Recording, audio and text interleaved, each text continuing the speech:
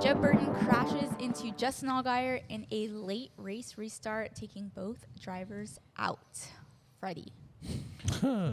Wrecked the dog food. He out rocked of the him, dog food out of it. Yeah, I mean, you knew I saw him stay out, and I was like, I know what they're doing, but this is not going to work. You know, it's one of them deals.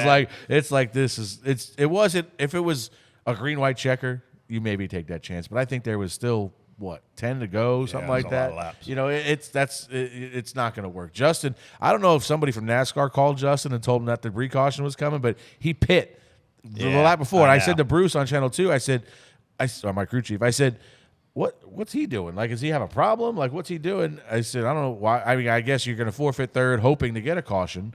And sure enough, as soon as he leaves pit road, put it out. We got a sign on the front stretch. We got to throw the yellow for now, apparently. But how long has that sign been there? I don't think it was very long. I don't know how long it was there, but nobody ever talked about it. It wasn't like the flag man on our channel anyway came over and said, "Hey, we got debris on the front stretch." It was just, put it out. And I looked down there. I'm like, that's what the yellow's for? Like, there were some drivers complaining, is why I asked. Yeah, well, I mean, it didn't need to be a caution, I don't think. But I would have kept going. Yeah. And it jumbled the end of the race up. Obviously, it almost cost Sam Mayer did a phenomenal job, a marvelous, whatever, terrific job you want to say. Yeah, Sam did a really good race. He had to race his way in, and he was the best car all day. So it was good to see him win. And this caution almost cost him a chance at the win. If they don't wreck. If those two don't wreck and Justin gets out front, because Sam was going to restart 5th or 6th on that restart, and Justin gets away, it might be hard for Sam to run him down. But yeah, going into turn one, you could. The funny part is we stand right over turn one. Obviously, you're over there too, and as soon as you start seeing him driving in there, you're like, oh, he's never gonna make it. Like he's here we go. Just start calling the wreck before it ever happens. Justin got too good of a start. Anybody? No. One guy walked by me. I won't say his name, but Lambert walked by me, and I'm like, "Where are you going?" He's like, "Tell Herm good luck." Like, okay. I mean, I'm not gonna. Go ahead. You know, I was talking to Jeb afterward, and he never restarted out front before, right? So I guess the question is, do you put him in that position knowing that he'd never been in that role, in that spot, and expect him not to overshoot the corner? Yeah. And when in a position where he has to be, he's a must-win situation, right? Too many laps left. He was. I mean, I understand him why he missed it. I mean, because he has no experience. But that was that to me. That restart was closer to other restarts. Imagine if we were starting on the big track. That would have been even harder to do. But that, like, the adjustment he had to make from restarting that last chicane, you know, it probably wasn't that much different than. The one thing I will say is, as hard as Jeb drove it into turn one to blow the corner, Justin was still next to him. Yeah, like Justin was going in there just as hard. Yeah, he was. Because I mean, they doored each other door to door. It wasn't like Justin backed his entry up and all. So I'm not even sure Justin would have made the corner at that point. I don't think Justin can give up the front row in that restart. No. But I also don't think you need to beat him through turn one because you're going to beat him through turn one. Exactly. So, and I think Justin got too good of a restart up there next to him. As soon as Jeb saw him, he's like, oh, I need to get in here. My struggle with this is very simple. When you watch a football game, and a lot of people compare this to a Hail Mary. Do you have a chance to win a football game when you throw a Hail Mary?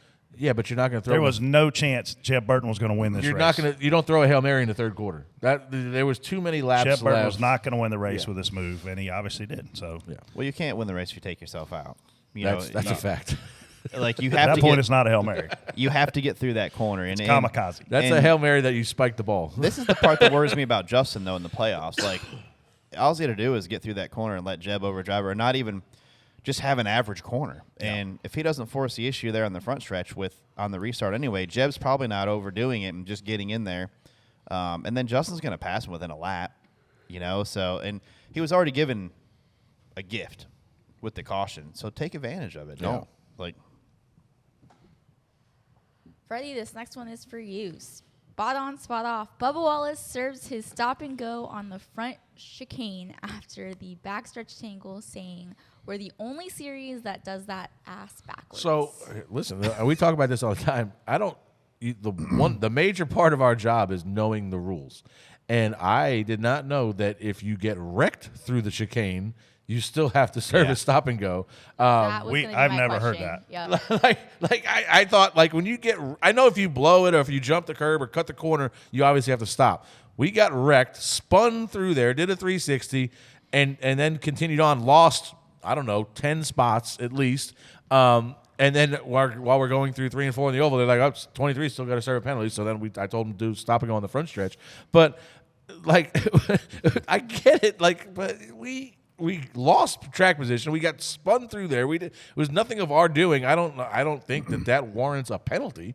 Like I don't. Maybe I'm wrong. I didn't know that was a rule. And that's my fault. I should know the rules. But I did not know that if you get wrecked through a chicane, you also have to do a stop and go. I was under the assumption that if you miss it at all, you got to stop. Like if you miss it, like with our deal, when I saw Brad go through there in the front, we were kind of on when I saw him because I was looking ahead a little bit. I saw him going over the we were like partially on the curb, partially not. We didn't hit that sign. I thought, you know what I mean? Remember where that sign was sitting for the restart deal?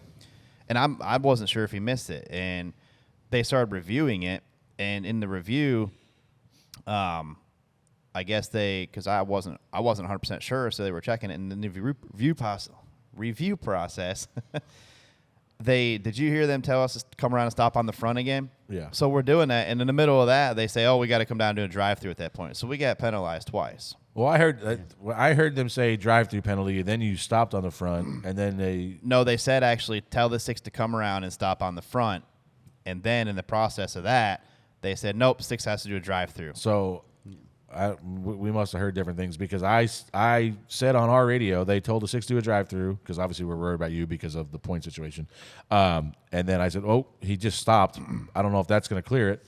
Then as soon as you took off from stopping, then they said no, you have to do a drive-through. They said two different things. Did they make you do a drive-through because you didn't come to a full stop, or did they make you do a drive-through because you didn't do it on the lap? Because we violated the rule. Yeah, if we would have stopped all the way, but the problem was we weren't. He was on I wasn't sure that he had missed it, and he wasn't sure, so they were reviewing it, and they're like, no, we're reviewing it. You got to stop, and then they literally said stop on the front, and in the middle of stopping in the front, they changed it again. They said 6 got to do a drive-through, and then they started review process, and that's when they said just have the 6 stop on the front, and that's when we did that. Then nope, you got to do a drive-through. So there was 3 different things that happened. It was a drive-through, stop on the front, then back to drive-through in the middle of stopping on the front. So there needs to be a better process for that. Like you should get a chance to be like, oh, yeah, the 23 had nothing to do with that. Have him serve his stop on the front chicane or whatever, and whatever it is like that. There should be some sort of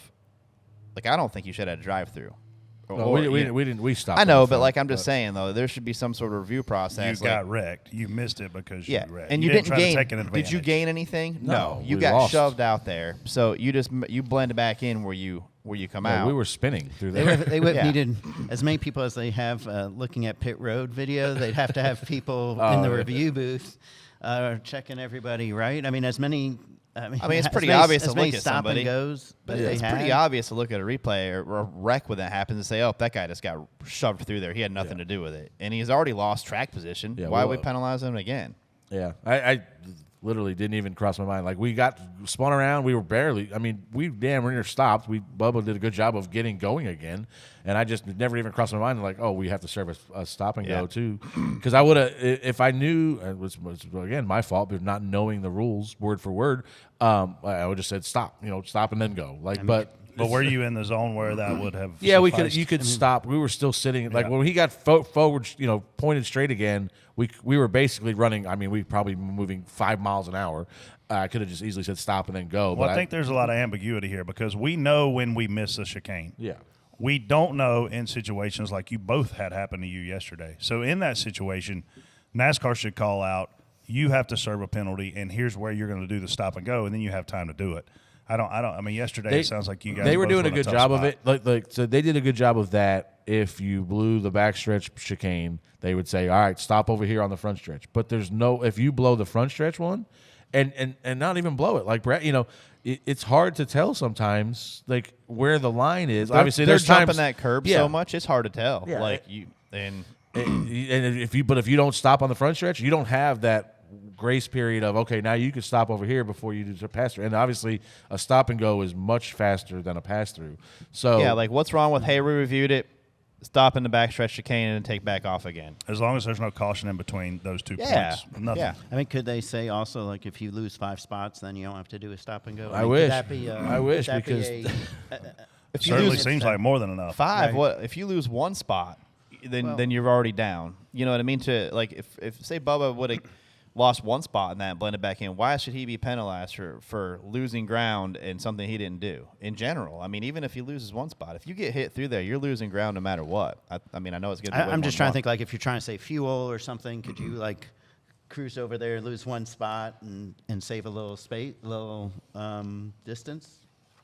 I mean, I don't know.